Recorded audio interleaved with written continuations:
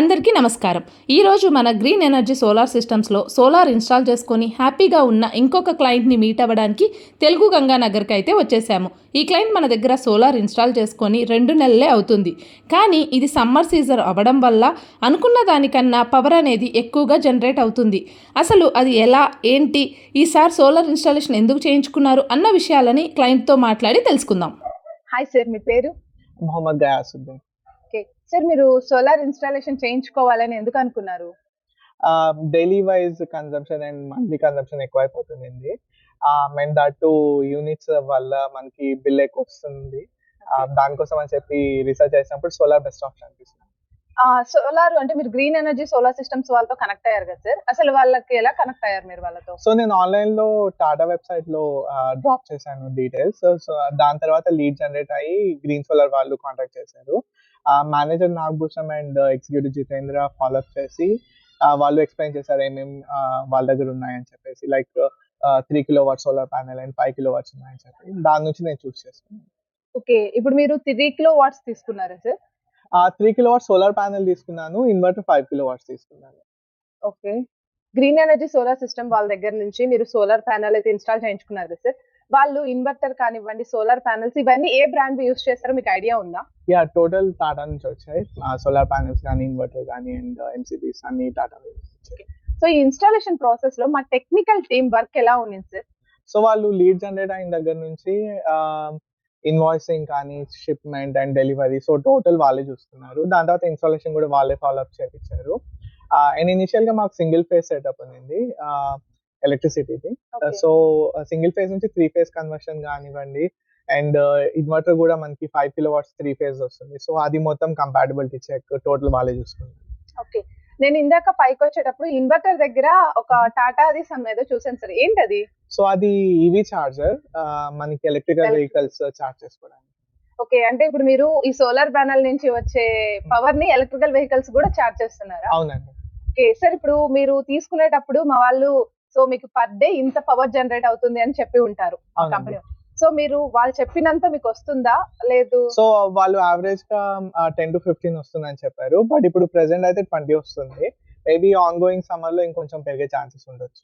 Okay, so ఇప్పుడు summer season కాబట్టి 20 వస్తుంది. ఓకే, సో చాలా మందికి సోలార్ తీసుకోవాలి అనుకునే వాళ్ళకి ఒక డౌట్ ఉంటుంది సార్, సమ్మర్ లో సోలార్ ప్యానెల్స్ నుంచి ఎక్కువ కన్సంప్షన్ అయితే వస్తూ ఉంటుంది. ఓకే, బట్ వింటర్ ఇలా రైనీ సీజన్ వచ్చినప్పుడు ఎలా అని చెప్పేసి.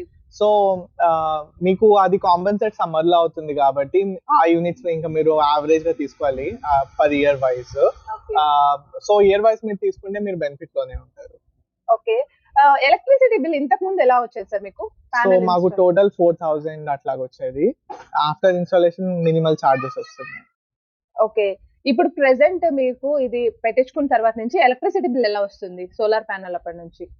అది మినిమల్ చార్జెస్ వస్తున్నాయి అనమాట. ఇంతకు ముందు 4,000 వరకు వచ్చేది, మేబీ ఇప్పుడు ఫ్యూ హండ్రెడ్స్. ఓకే, ఇప్పుడు మీరు పవర్ కన్సంప్షన్ సార్, మామూలుగా ఏంటంటే పవర్ కన్సంప్షన్ మనం ఎంత వరకు యూనిట్స్ యూస్ చేస్తామో అది కాకుండా ఎక్స్ట్రా యూనిట్స్ అనేది గ్రిడ్ కి వెళ్ళిపోతాయి. అవునండి. సో అలా వెళ్ళిపోయిన తర్వాత మనకి ఎక్స్ట్రా ఇన్కమ్ అనేది జనరేట్ అవుతుంది. సో దాని గురించి మీకు ఏమైనా ఐడియా ఉందా? అవునండి, చెప్పారు. అది ఇయర్లీ ట్వైస్ క్రెడిట్ అవుతుంది అడిషనల్ యూనిట్స్ అని చెప్పేసి. ఓకే, ప్రెసెంట్ మీకు ఎలా ఉంది సార్? ఎందుకంటే మీరు ఎలక్ట్రికల్ వెహికల్ యూస్ చేస్తున్నారని చెప్పారు, సో దానికి కూడా మీకు పవర్ అనేది యూజ్ అవుతుంది. సో ఇప్పుడు ఈ పవర్ అనేది మీకు మొత్తం ఇక్కడ ఖర్చు అయిపోతుందా, ఎక్సెస్ ఏదైనా ఉండి గ్రిడ్ కి వెళ్తుందా? నాకు తెలిసినంత వరకు అయితే యూజ్ అయిపోతుంది, ఈవీ యూజ్ చేస్తాం కాబట్టి. సో అడిషనల్ అయితే అవసరం ఉండదు. ఓకే సార్, అడిషనల్ అవసరం లేదు, బట్ గ్రిడ్ కి వెళ్తుందా లేదా అనేది మీరు మీటర్ లో చెక్ చేసుకుంటున్నారా? అవునండి. సో ప్రెసెంట్ ఈ 2 months లో మీకు ఏమైనా వేరియేషన్ కనిపించిందా సార్? ఇప్పుడు ఓన్లీ బిల్ మీద అయితే కనిపించింది, సో అడిషనల్ అయితే ఏం జనరేట్ అవ్వలేదు. ఓకే సార్, ఇప్పుడు మీరు ఎవరికన్నా మా గ్రీన్ ఎనర్జీ సోలార్ సిస్టమ్స్ వాళ్ళని రిఫర్ చేస్తారా? డెఫినెట్లీ.